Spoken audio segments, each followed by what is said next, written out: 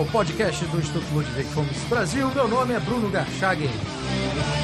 Hoje eu converso com Moacir José da Silva, professor pós-doutor e historiador austríaco.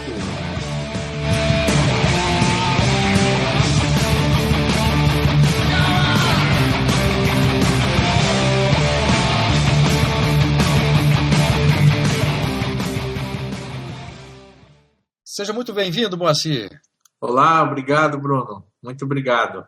Moacir, você é professor da Universidade Estadual de Maringá, tem pós-doutorado e atua como pesquisador catedrático na área de História Econômica, dentro da qual tem desenvolvido estudos no âmbito da escola austríaca. Eu gostaria de perguntar, para iniciar esse podcast, o que é ser um historiador austríaco? Eu entendo que a escola austríaca ela é tão somente um prosseguimento do pensamento de um ramo do pensamento clássico universal que tendeu a pensar a evolução da sociedade em termos de uma evolução, vamos chamar assim, de cultural, né? Na verdade, assim, é um processo, a história seria um processo de seleção de melhores valores, né? Os valores que dão mais resultados àquelas sociedades que os sustentam, né? Os valores que dão mais retorno para os indivíduos, né? São aqueles que acabam naturalmente, né? Em virtude de darem mais resultado para os indivíduos, são aqueles que acabam, vamos dizer assim, se difundindo e se transformando em regras, em instituições, se transformando, enfim, amoldando, enfim, a própria sociedade, né? Então, nesse sentido, um historiador austríaco, ele é mais um pesquisador que tem identidade com este tipo de pensamento, no sentido de entender a história do ponto de vista desta evolução, que não tem nada a ver com o evolucionismo darwinista, né? Ao contrário do que muitas vezes até mesmo pesquisadores aí têm colocado, né? Darwin ele teve inspiração nas ciências humanas e não o contrário, né? Basta ver que o Adam Smith foi um dos inspiradores de Darwin, né? Então a gente consideraria assim um historiador austríaco aquele que compartilha deste ponto de vista da história como um processo de uma evolução cultural, né? De cuja base são indivíduos transmitindo, mudando suas condições de vida a partir de suas ações em direção àquilo que eles julgam em cada época, de acordo com o seu tempo e com o seu espaço, aquilo que seria melhor para ele, né?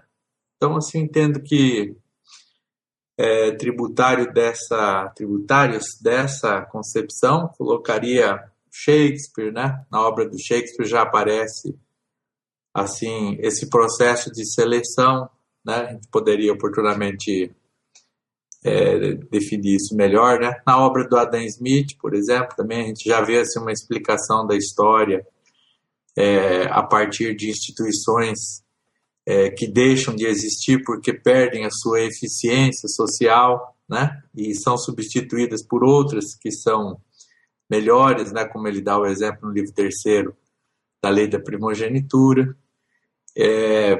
Poderíamos situar o Lord Bacon, né?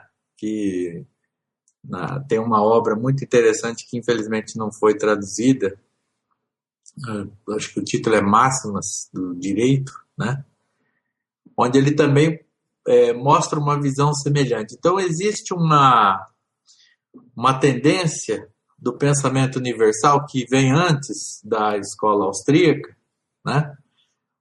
E que tem essa maneira de enxergar como se formam as relações humanas, como que as instituições, as regras, os valores, como que elas se difundem, E essa maneira, ela está, vamos dizer assim, ela pré-existe a escola austríaca, propriamente falando, e os historiadores que aderiram a esse modo de ver a história a partir do indivíduo, né, são historiadores que, eu diria assim, inspirados, ou pelo menos embasados no fundamento essencial da escola austríaca, né, que é o indivíduo e suas ações, fazendo a história a partir de valores morais subjetivos, né? É possível ou é correto, adequado, talvez se fosse a palavra melhor, falar numa escola austríaca de história?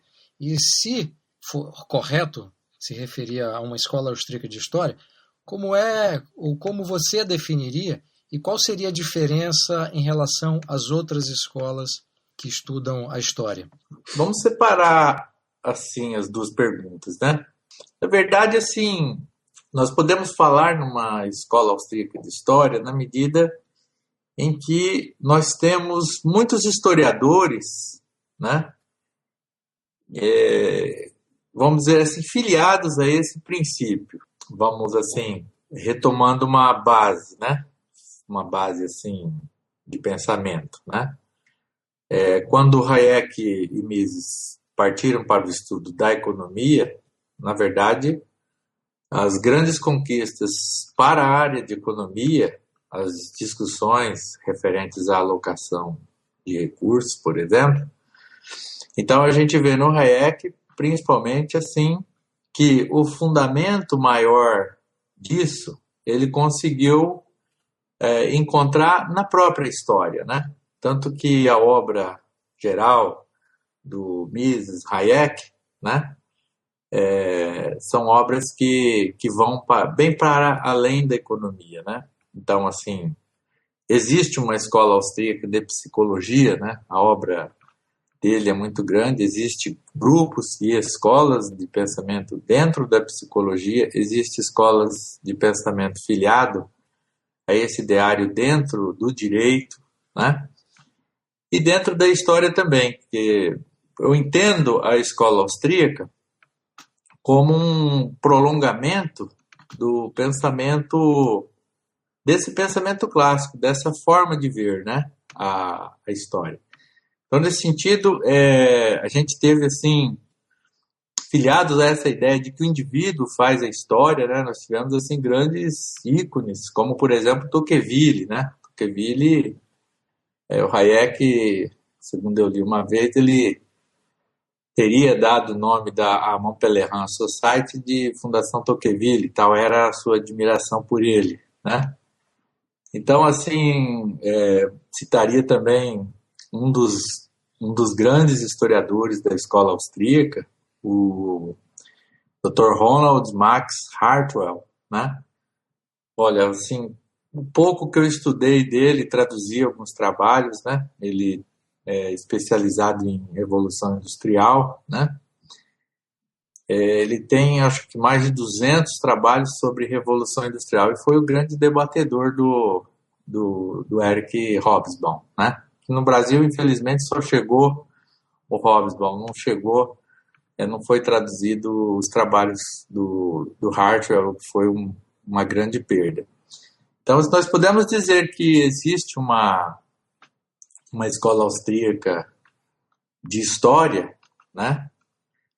Na medida em que a escola austríaca ela é muito para além de uma teoria econômica, né? Na verdade, ela, embora tivesse começado inspirada em resolver problemas propriamente econômicos, né? Na verdade, o Hayek teve que se debruçar sobre a história e sobre questões metodológicas, sobre questões muito, muito, vamos dizer assim, para além daquilo que a área convencional da economia trata, né? Fiz mestrado em economia e a gente vê que eles tratam, assim, as relações humanas bem do ponto de vista de alocação de recursos, ou quando inspirados nos neoclássicos, num pensamento assim de otimização, maximização, enfim, né? Tem uma forma assim de verde. A escola austríaca aplicada à economia, né? Ela apresentou assim soluções que, na verdade, fugiram muito da área específica da economia em termos de conhecimento. Isso é reconhecido pelo Hayek no próprio discurso, né, por ocasião do Prêmio Nobel, né? Então, existe uma escola austríaca de história. Ela talvez não leve esse nome, né? A minha geração talvez pode construir esse nome, né? Entendi. O próprio Mises, que o professor citou, A Ação Humana, é um livro que tem um alicerce muito forte na história, né? E é um livro que não fala exclusivamente de economia. E um autor mais recente do que o Mises, que é o Rothbard, tem um trabalho muito importante e volumoso sobre a história também. Isso, é muito interessante. Agora, o Mises tem um livro que tenho intenção de traduzir para o português, que é Theory and History, né? E é um livro assim essencial para quem é da área de história, né? Todo o tratado, todo o conhecimento que ele tinha das escolas, né? Que deram, vamos dizer assim, base ao debate, né? Então ele passa em revista diferentes escolas de pensamento histórico e acaba mostrando o seu próprio pensamento. Então, esse livro do Mises, né? Até o Rothbard fez o prefácio, né?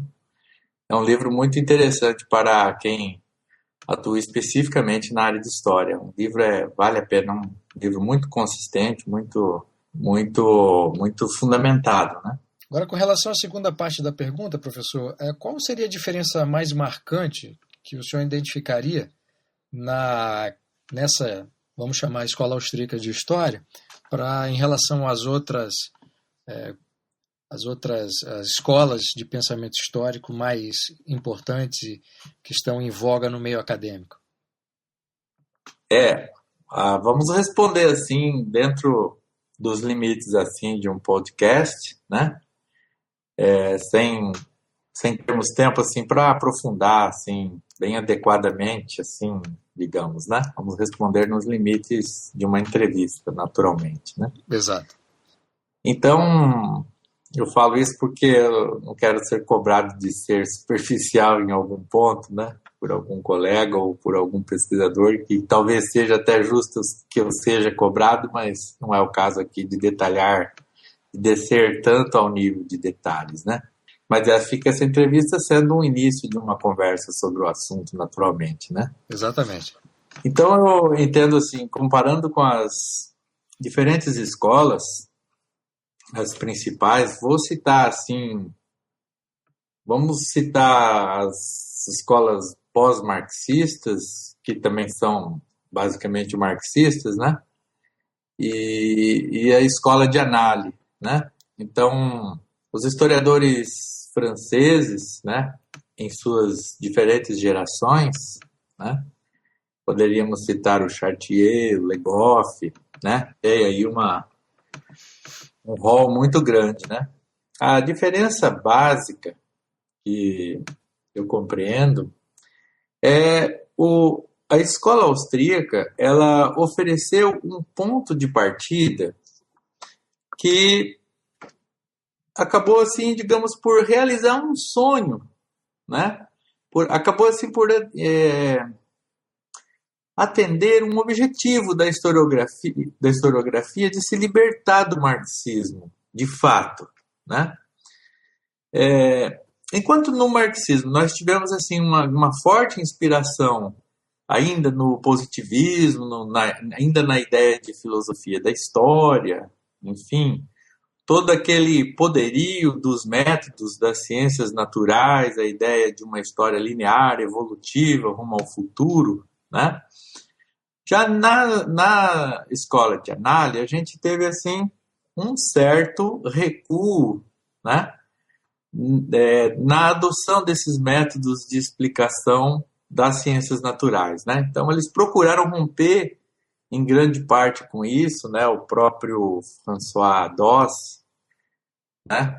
No livro História em Migalhas logrou registrar isso assim com bastante clareza, né? Embora assim eu não concorde com a visão como Dossi vê a história, né? Mas enfim, foi esse ponto do livro que eu achei importante. Então, assim, enquanto os Anali procuraram romper de uma certa forma com esses métodos das ciências naturais, porém conservaram ainda muitas das suas características. Não foi uma ruptura completa, né? Então a gente vê ainda assim a necessidade de classificação, né? A ideia de formar conjuntos para estudos, né, de agrupamentos sociais a partir de classificações. Isso é um método das ciências naturais, né? E assim, então, por exemplo, a força que tem determinados conceitos, como por exemplo no Chartier, né? Você tem a ideia de que as representações, o homem faz a história a partir de suas representações. Mas se a gente vai aprofundando, conhecendo melhor o pensamento do Chartier, você vai observar que sempre tem um conflito movendo a história, né? E para além desse conflito, assim, eu não consegui identificar uma explicação mais contundente. Então, eu comparo, assim, se a gente compara o Mises, né, a obra Teoria e História do Mises, né, traduzindo o título, né, a gente observa o seguinte: o Mises ele oferece um ponto de partida que permite a gente ir para além do Chartier, né? Enquanto o Chartier, né, evidentemente que uma parte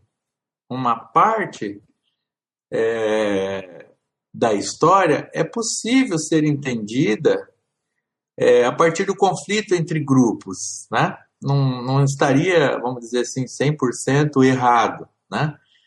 Agora, existe também uma outra parte da história que ela é feita a partir da convergência de interesses de indivíduos, né?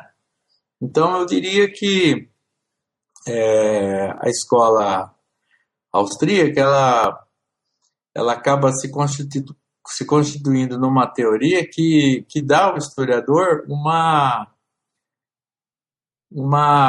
um horizonte de análise muito mais profundo, porque nós, evidentemente, teve momento na história que os indivíduos se organizaram como classe, né?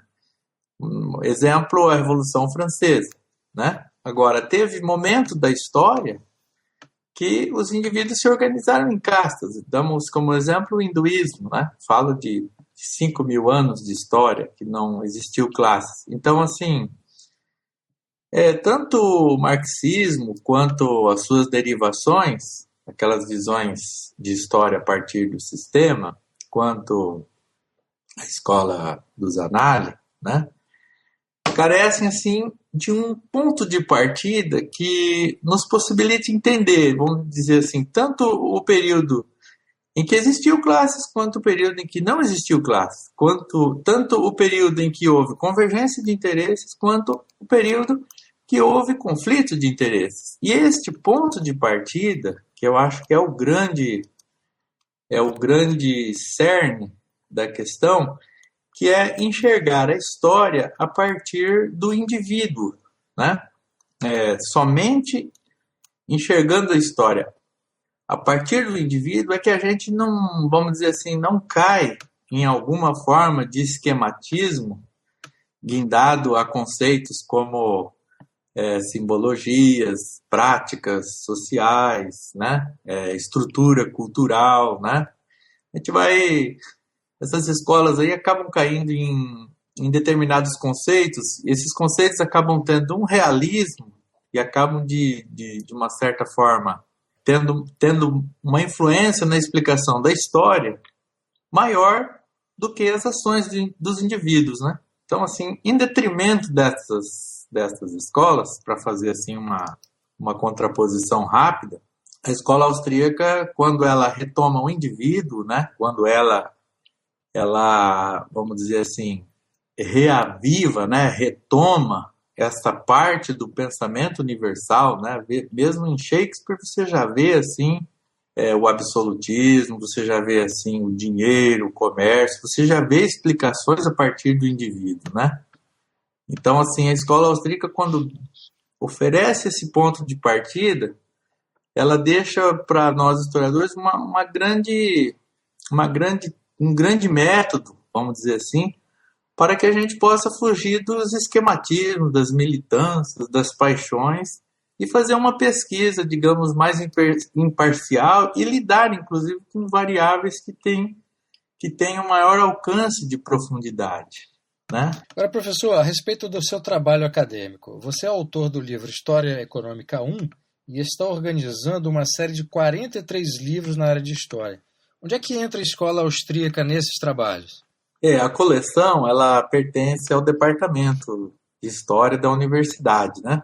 A coleção, ela é bastante plural, né? Temos autores das mais diferentes escolas, né? E isso torna até a coleção bastante rica, né? Ela é dividida por temas, professor? Ela é dividida, assim, por áreas da história, né? A história moderna, a história da América, né? As áreas de conhecimento formais da história, né? Certo. Aí alguns dos professores, né? Tem uma influência bem marcante da escola austríaca e a coleção tem, assim, tá já quase no final, né? Já tá chegando aos 40 livros, né? E é uma coleção tem sido bastante interessante, assim. O meu livro, particularmente, ele retoma a origem do feudalismo e o seu declínio, né? De um ponto de vista austríaco, né? Foi bastante debatido, diria que, assim, a julgar pelos leitores, né? Eles me foram muito simpáticos. Até hoje não me recordo de ter recebido uma crítica ao livro, assim, né? Fiquei muito satisfeito, divulguei bastante. Ele faz parte do sistema de ensino da Universidade Aberta do Brasil, né? Essa coleção, ela é financiada pela Universidade Aberta do Brasil. E, como eu disse, né, uma coleção, a gente tem cuidado muito da qualidade dela. Ela é utilizada no ensino superior de História, né? Ou está à disposição para novos cursos de História que forem abertos no sistema UAB, essa coleção poderá ser utilizada, né? Então, assim, tem sido uma coleção plural, bem, praticamente todos os autores são doutores da área específica, né?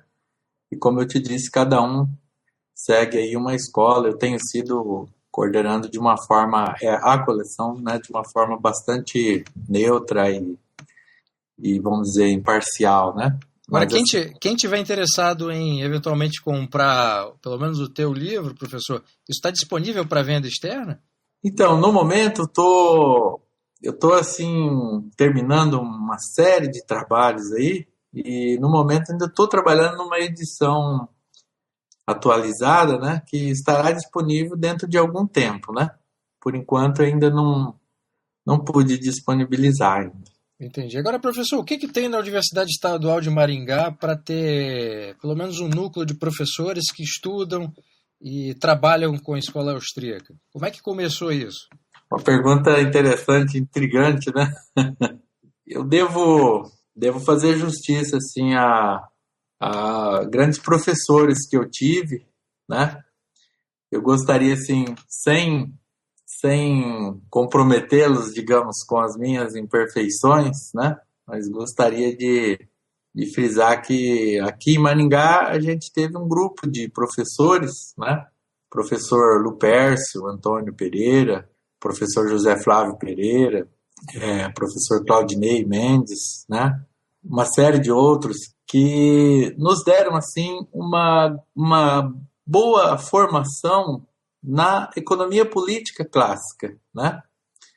Muitos destes historiadores que inicialmente eram ligados ao marxismo passaram a estudar a economia política clássica, né? Adam Smith, Ricardo, e aos poucos lograram melhores respostas às suas indagações sobre a estrutura, sobre o movimento da própria história, enfim, esses autores, de forma que nós acabamos sendo bastante influenciados pela própria economia política clássica, Adam Smith mesmo, né, através deste núcleo de professores, né? Então, assim, eles abandonaram o marxismo e partiram para a economia política e nós ficamos na economia política. Eu, particularmente, depois, quando fui para os Estados Unidos, quando fiz mestrado aqui, né, em economia e tal, aí dentro da economia, acabei consolidando de maneira mais forte, assim, o meu vínculo com a escola austríaca, né? Então, assim, mas Maringá existe um trabalho, assim, bem acadêmico, bem, assim, plural também, bem tranquilo, bem profundo, mas os alunos que nos procuram, a gente procura encaminhar, nós temos muitos projetos, temos muita coisa mesmo, assim, o trabalho aqui, não só o meu, né, mas de todos os professores, temos o professor Itamar, né, também tem um grande trabalho. E que eu já entrevistei no podcast. Ótimo.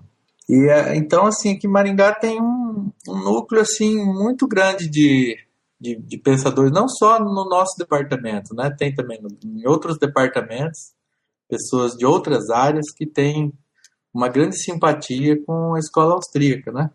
Então, tenho procurado aqui, até aqui, né, tenho tido uma agenda acadêmica extremamente pesada, né, e eu não tenho conseguido, assim, atuar mais como scholar, né, como eu gostaria, né, mas dentro dos projetos que eu acho que seria importante para nós aqui, que eu estou trabalhando nele, é na tradução desse livro do Mises, Teoria e História, né, esse livro, na nossa área, ele marcaria a época, viu? Seria muito importante, sim. E a ideia é publicar pela universidade? Então, aí nós estamos pensando ainda, sabe? Mas podemos conversar, ver aí com os institutos, com as editoras aí, né? Estamos trabalhando, né, na tradução, né? Traduzimos parte, né? É um material interessante aí e a ideia, vamos dizer, acadêmica, é ter uma coisa em português para o historiador, né? O próprio Hayek, ele considerava o historiador, né, no livro Capitalism and the Historians, né? Capitalismo e os Historiadores, que foi um meeting da Montpellier, né?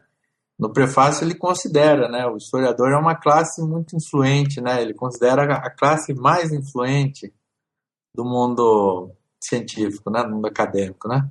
E então eu acho que a tradução, né, a vinda do Mises, né, uma obra assim como essa, né, Teoria e História, né, para o português, eu acho que abriria, com quanto mais considerando essa conjuntura que o Brasil vive, né, eu acho assim extremamente oportuno. Era interessante que os institutos, as ONGs tivessem um olhar especial para este esforço acadêmico, assim, de trazer uma obra do Mises, assim, que tanto na filosofia quanto na história, né? Porque tanto na filosofia quanto na história ajudaria a compreender os supostos fundamentais e as fragilidades teóricas dessas diferentes escolas que ainda existem ou existem pedaços que sobreviveram, né? Então é isso. Professor Moacir, muito obrigado pela entrevista. Eu que agradeço, assim, vou deixando assim uma palavra final, né? É um prazer, assim, poder estar falando. Sei que via tecnologia de comunicação será reproduzido muitas vezes. Eu deixo uma palavra final, assim, um ensinamento que eu tive com a escola austríaca, que para os historiadores, né, para os mestres que eu formei, para os alunos, né, sempre friso a importância da humildade do historiador, né? O historiador muitas vezes se deixou influenciar pelo modo de operação dos físicos, dos químicos, dos biólogos, né, que dão, né, em razão das características das ciências naturais, o modo deles, eles têm assim um poder sobre o objeto muito grande, né? E muitos historiadores acreditaram nisso e trouxeram isso para a nossa área, né? A escola austríaca, bem interpretada, ajuda a gente a entender que na história a história não dá para ser tratada em termos de arrogância, da arrogância que a gente vê hoje, né? De muita gente na mídia, né? No Estado, etc., né?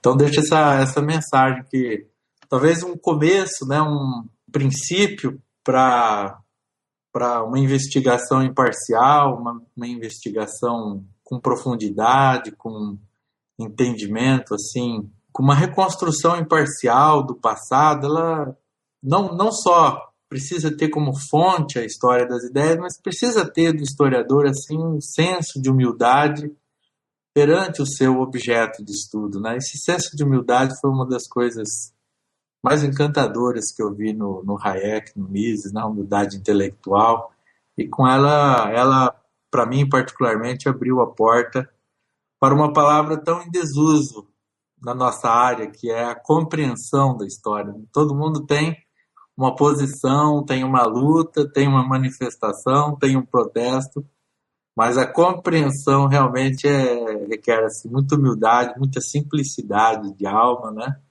E isso eu aprendi com a escola austríaca. Obrigado.